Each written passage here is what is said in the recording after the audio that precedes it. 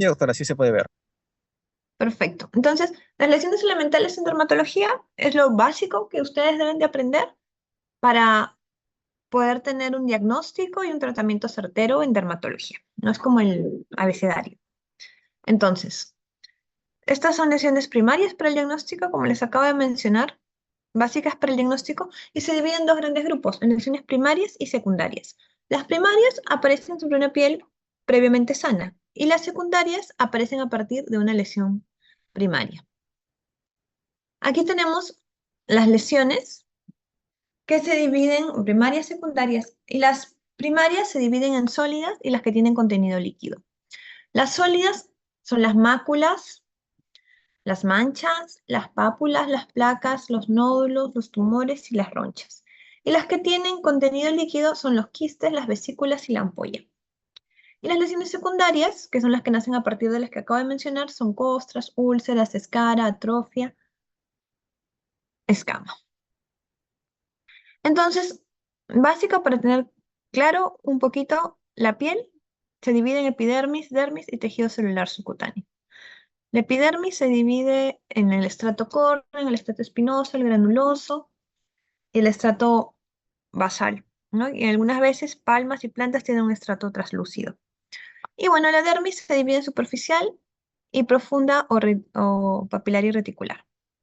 Y luego tenemos el tejido celular subcutáneo o hipodermis. Entonces, saber dónde se localizan nuestras lesiones es importante para también, si yo ya sé que es una mácula, y yo sé que normalmente la mácula se encuentra, dependiendo de su color, por ejemplo, en epidermis, no sé, ya voy a tener un tipo de diagnóstico, ¿no? Si sé que es un nódulo, lo más probable es que se encuentre profundo, se va a encontrar en celular subcutáneo o a nivel de dermis, ¿no? Entonces, tener en claro esta división de la piel es básica también para poder tener nuestra lesión elemental y nuestro diagnóstico. Entonces, tenemos acá el estrato córneo, el estrato translúcido, el estrato granuloso, espinoso y el estrato basal, ¿no? Es así como se divide la epidermis y la dermis en el estrato papilar y el reticular, ¿no? Y luego aquí vamos a ver lo básico, la primera lesión, mancha o mácula.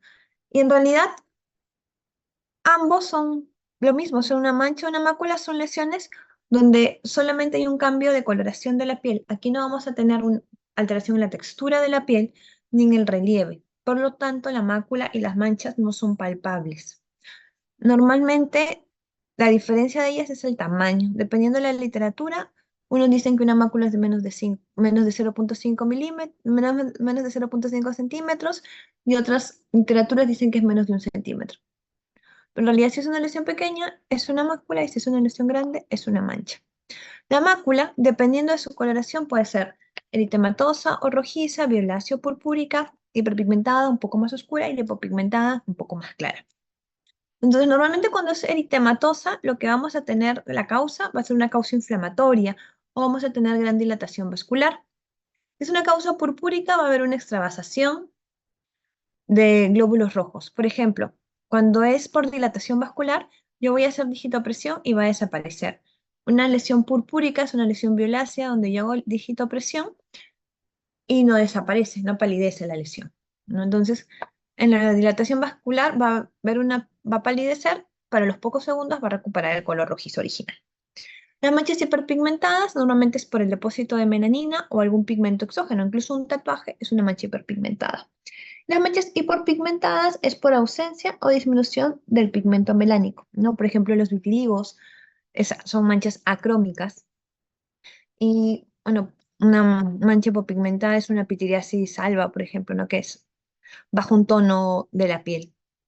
Entonces aquí, por ejemplo, tenemos este vitiligo, es una mancha crómica, que es blanco papel. El vitiligo se caracteriza un poco por ser lesiones simétricas. Acá están localizadas en el dorso de la mano. Estas manchas son acrómicas, bien delimitadas, con bordes definidos, ¿no? Esto es un vitiligo activo, por ejemplo. Quizás si las manchas no serían tan blancas y el borde sería un poquito más difuso, como que no, yo no puedo delimitar bien, ya yo podría pensar que el vitiligo está bajo control. Pero en manchas tan estables, quiere decir que el vitiligo todavía se encuentra activo. Esta mancha de aquí es una mancha hiperpigmentada, bordes difusos, mal definidos. Este es un melasma, ¿no? El melasma es muy frecuente en gestantes o mujeres que toman anticonceptivos. Y esta, la última, es una mancha purpúrica, la que yo les mencionaba, que si yo presiono, no va a haber, este, no va a palidecer la lesión. Y eso es por una extravasación de glóbulos rojos. Acá tenemos vitiligo, melasma y las manchas purpúricas que se dan con fragilidad capilar. Entonces, una pápula o una placa es prácticamente lo mismo que una mácula y una mancha.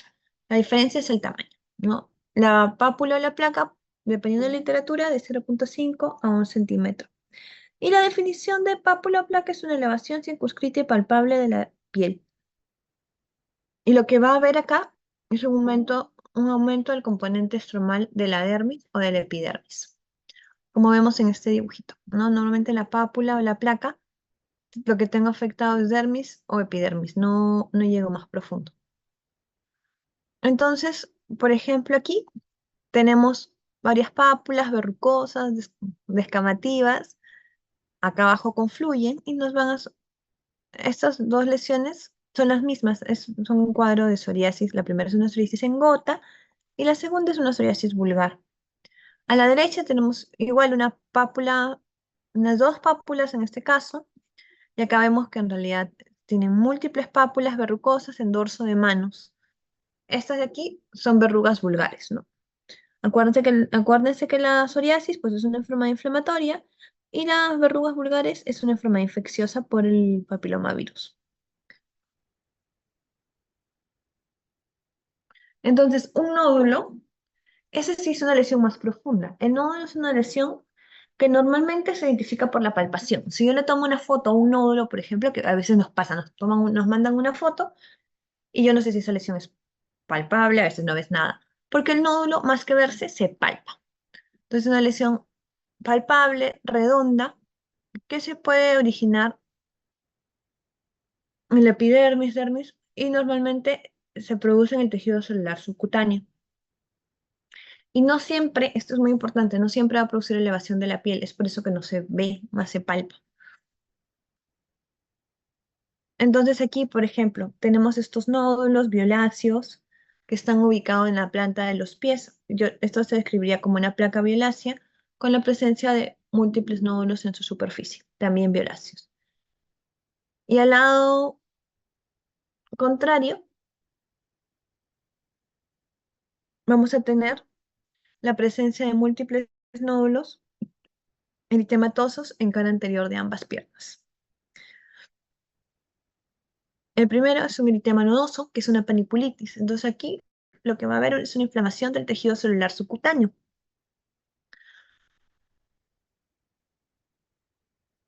Que es una enfermedad autoinflamatoria con cierto componente autoinmune. Y el otro es una sarcoma de Kaposi, ¿no? Que el sarcoma de Kaposi es una lesión, es un cáncer de piel vascular que se produce con gran frecuencia en pacientes inmunosuprimidos como los pacientes VIH, pero hay un sarcoma de Kaposi clásico que se da en ancianos y ese es el que mayormente aparece en plantas.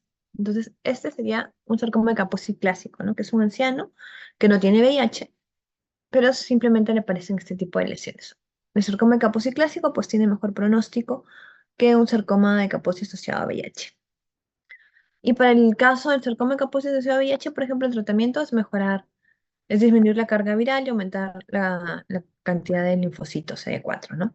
Mientras el sarcoma clásico normalmente sí amerita un tratamiento específico para, para este tipo de cáncer.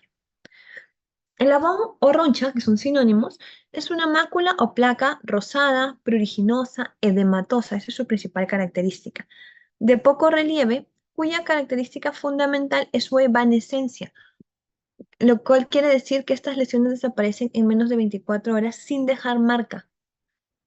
¿Ya? Entonces, esto es algo muy importante. Y va a desaparecer sin dejar marca porque lo que pasa es que tenemos un edema superficial en la dermis. Entonces aquí, por ejemplo, este es el mismo niño con 1 hora de diferencia. Aquí tenemos la presencia de dos placas abonosas en la mejilla derecha, mal definidas, y a la hora esas lesiones habían desaparecido sin dejar rastro. El abón es la lesión característica de la urticaria. Es decir, si viene un paciente con ronchas que aparecen y desaparecen, pues lo más probable es que el paciente tenga una urticaria. Ahora, algo que tenemos que hacer bien cuando hacemos una historia clínica de urticaria es preguntarle al paciente si la misma, porque a veces el paciente dice, todo el día estoy enronchado, doctora, pero tú tienes que averiguar cuánto tiempo dura cada roncha. Puede que vive enronchado, pero que una roncha aparezca y desaparezca en menos de un día y luego le aparece otra y así. Entonces, el tumor es una lesión exofítica que va a alcanzar varios centímetros de diámetro y puede incluir cualquier capa de la piel, que normalmente si crece mucho va a distorsionar las estructuras adyacentes. Entonces aquí tenemos foto de dos tumores, los más frecuentes en dermatología. Este tenemos la primera, que se trataría de un carcinoma epidermoide, que es una lesión tumoral, exofítica, ulcerada, ay, con bordes queratinizados en la región temporal derecha. Esta lesión medirá más o menos 4 centímetros. Y la otra es una placa pigmentada con los 2 tercios inferiores pigmentados y el tercio superior rosado. También tiene un área un poco queratinizada, de más o menos 2 por 3 centímetros en la mejilla izquierda. Este es un vaso celular que es el cáncer de piel más frecuente. Luego tenemos las vesículas o las ampollas. Es lo mismo que una mácula, una mancha, una placa y una pápula, ¿no? La diferencia entre estas dos es el tamaño. Es una lesión que tiene contenido líquido y que está localizado normalmente en epidermis o en dermis. Si es muy grande, también algunas veces se le llama flictena y suele producir una elevación de la piel. Y su contenido va a ser variable. Puede ser sangre o cero, ¿no? Secreciones amarillentas o con contenido sanguinolento. Entonces, aquí en la primera tenemos vesículas pequeñas, confluentes, de contenido seroso sobre una base eritematosa. En la segunda tenemos unas ampollas tensas con contenido soremático, porque no es rojo, no es sangre, sino es medio rojizo, en dorso de manos. La primera se trataría de una varicela y la segunda se trataría de un pefigoide ampollar, que es una enfermedad autoinmune ampollar, y bueno, la varicela, que es una enfermedad viral. Luego tenemos la pústula, que básicamente también es una lesión que tiene contenido, pero tiene contenido purulento. Y aquí tenemos tres formas diferentes de pústula. La primera tenemos una descripción de una placa eritematosa con varias pústulas en la superficie que nos dan este tipo de escamación blanquecina, y por aquí se ven pústulas chiquititas. Esta es una psoriasis pustular. La de lesión de en medio es una placa eritematosa con lesiones pustulares, micropústulas en la periferia de la lesión. Y estas lesiones de acá arriba, esta es el área vaginal, las piernitas de un bebé. Este es el abdomen. Arriba se llaman pústulas satélites. Esto es una dermatitis de pañal sobreinfectado con cándida. Y la última imagen son micropústulas enfrente, que esta es una miliaria pustular, ¿no? Que es muy frecuente en recién nacidos. En ninguno de estos tres casos yo voy a tener infecciones bacterianas, ¿no? La única que tener una causa infecciosa es la infección por cándida, que se caracteriza por darme pústulas, pero la psoriasis pustular y la miliaria pustulosa, si nosotros hacemos un cultivo de la secreción purulenta, es un cultivo aséptico, estéril. El quiste va a ser una cavidad rodeada de una cápsula, generalmente en la dermis, y cuyo contenido puede ser muy variado. Puede tener secreción sebácea, tenemos los quistes piloniales que tienen pelo. Entonces, eso va a variar mucho.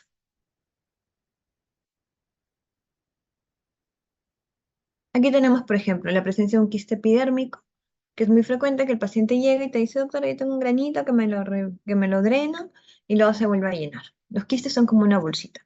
No es suficiente drenar. Lo que se tiene que hacer es retirar la cápsula. No retirar como la bolsita completa, porque si yo solo la aplasto, se va a volver a llenar. Este es un quiste epidérmico. Y la otra es lesión en el dorso de la mano, en la muñeca, este es un quiste sinovial. Los quistes sinoviales normalmente son tratados por los traumatos. Las telangiectasias va a ser una dilatación permanente de un pequeño vaso. Estas, con mucha frecuencia, las podemos observar en los pacientes con rosácea. Estos vasos pueden ser capilares, arteriolas y vénulas de pequeño calibre. Normalmente las telangiectasias son permanentes y el tratamiento, si quiero que desaparezcan, sería con láser. Y van a desaparecer a la digitopresión, colapsan y luego se vuelven a llenar. Entonces tenemos acá, por ejemplo, esto puede ser por rosácea, o lo más probable, a veces hay niños muy blancos, con mucha exposición solar, y la piel se inflama y me salen estos pequeños telangiectasias. No desaparecen solas. La erosión ya es una lesión secundaria, ¿no? Es una pérdida de la superficie de la epidermis que va a curar sin dejar cicatriz, porque acabo de mencionar que es una pérdida de superficie de la epidermis. Si solamente se afecta la epidermis, no hay cicatriz. Cuando es secundaria el rascado de uñas, se denomina excoriación. Entonces aquí tenemos, esta es una erosión que es en la nariz, probablemente esta persona ha tenido una rinitis y se ha manipulado mucho la nariz y se ha erosionado. Y la escoriación,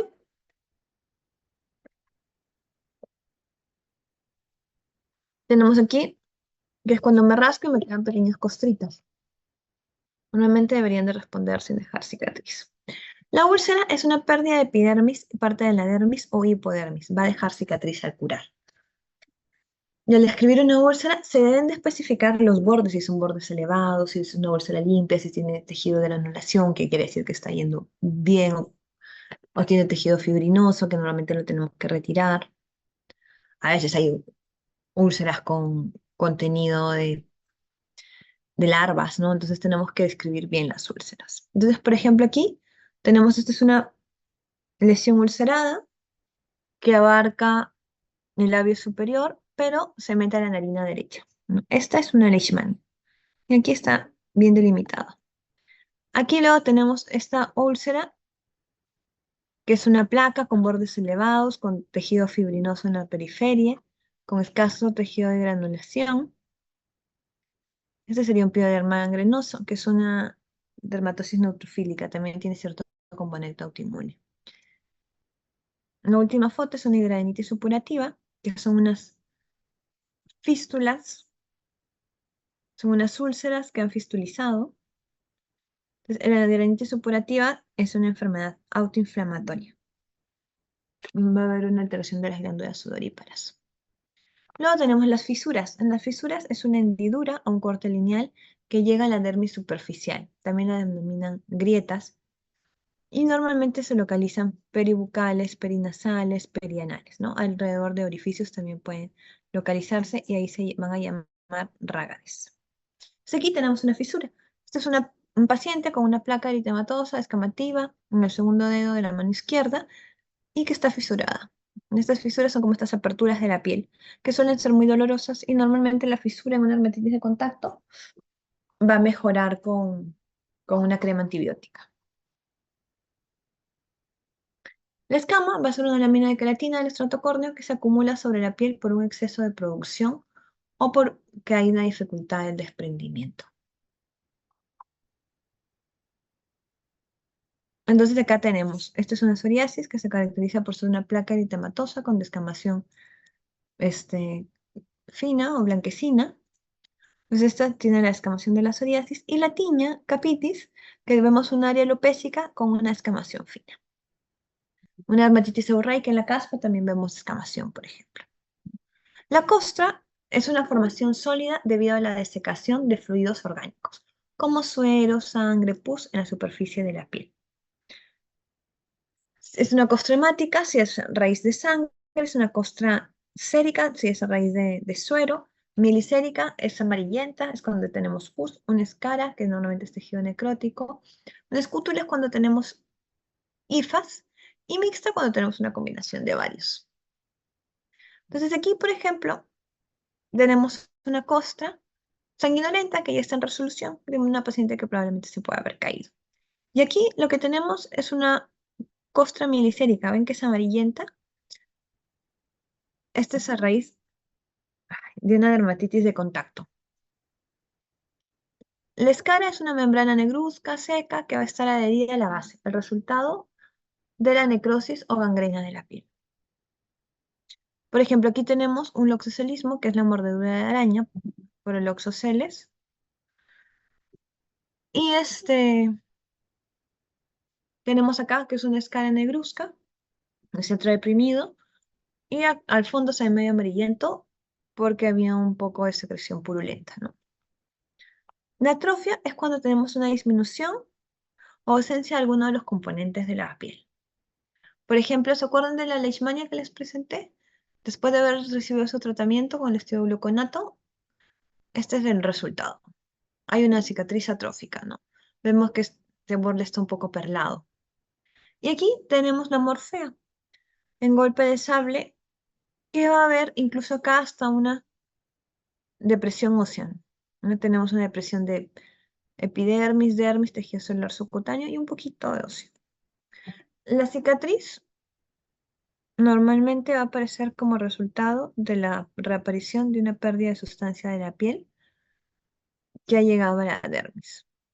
La cicatriz puede ser atrófica, como las que las mencioné en la leishmania, que es una cicatriz deprimida, normalmente esperlada, nacarada y pigmentada, que puede presentar en algunas ocasiones un fino plegamiento por el adelgazamiento de la piel.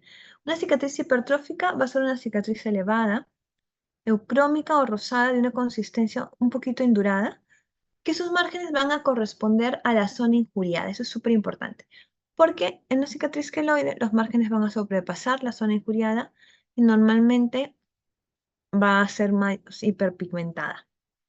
Por ejemplo, el rostro es muy difícil que nosotros hagamos una cicatriz queloide. Lo que normalmente hacemos en rostro es una cicatriz hipertrófica, mientras que en el tórax anterior es muy frecuente hacer cicatrices queloides.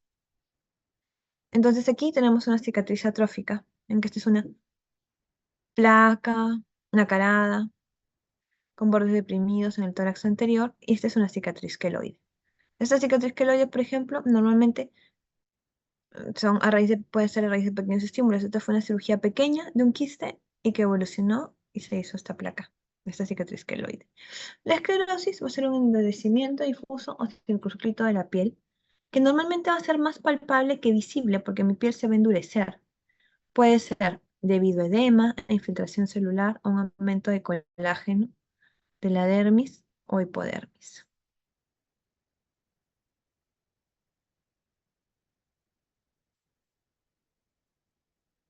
Entonces tenemos aquí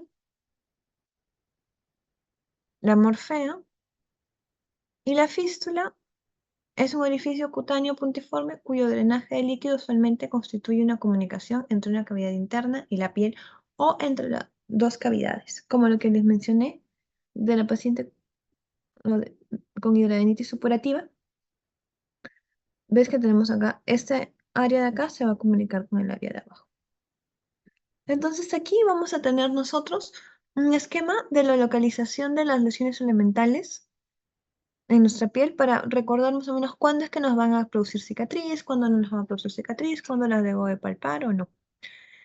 Además de nosotros ver qué tipo de lesión elemental es, siempre debemos de decir el color. Si es rojo, amarillo, violáceo, normalmente si es rojo, por ejemplo, como les decía, es sanguíneo por dilatación de vasos, si es amarillento, puede ser milicérico, si es violáceo normalmente va a ser por extravasación de matíes.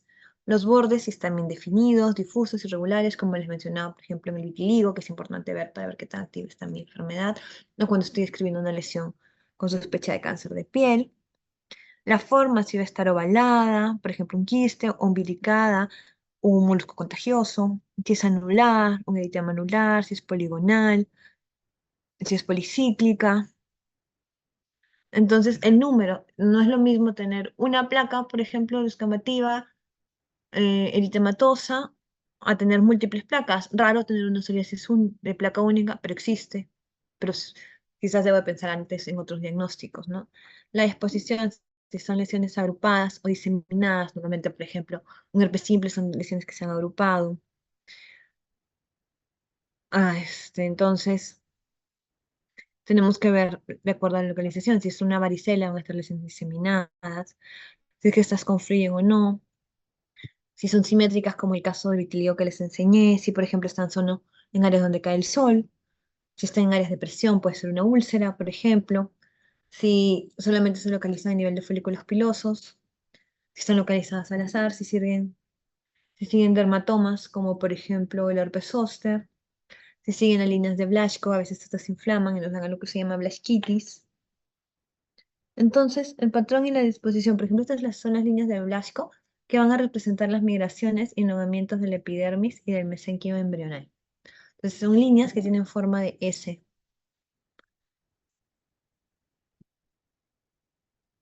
Entonces, la disposición, patrón y distribución es súper importante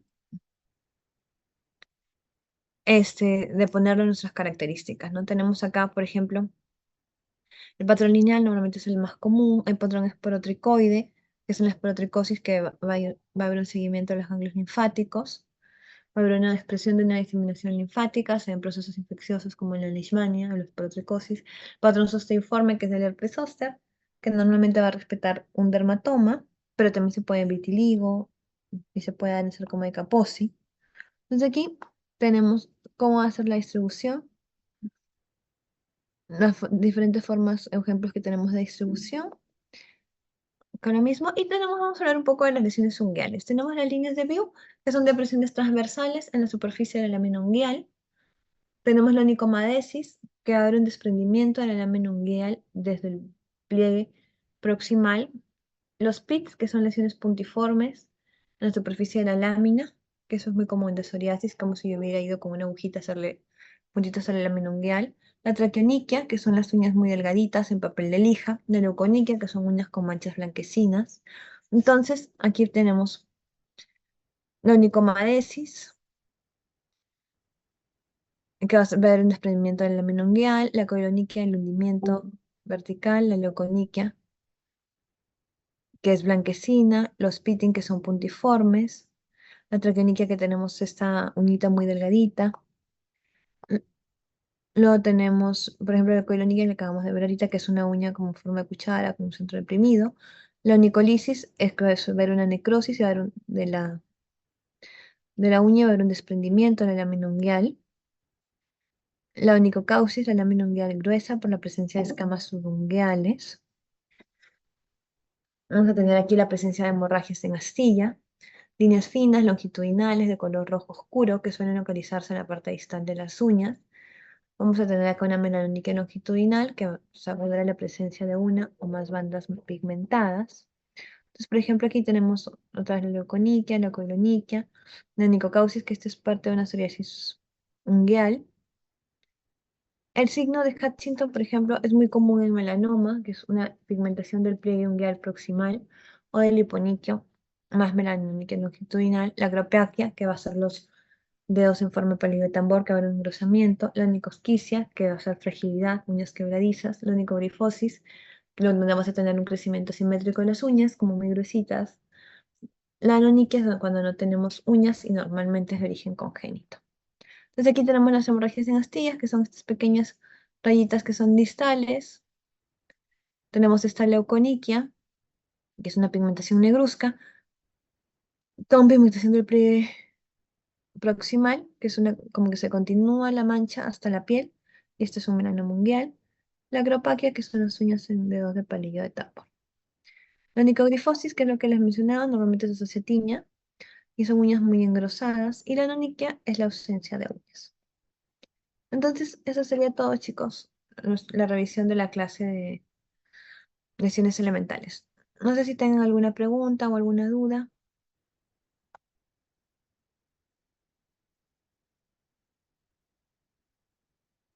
Bueno, si no tienen ninguna pregunta, entonces eso sería todo. Muchas gracias. Muchas gracias, doctora. Gracias.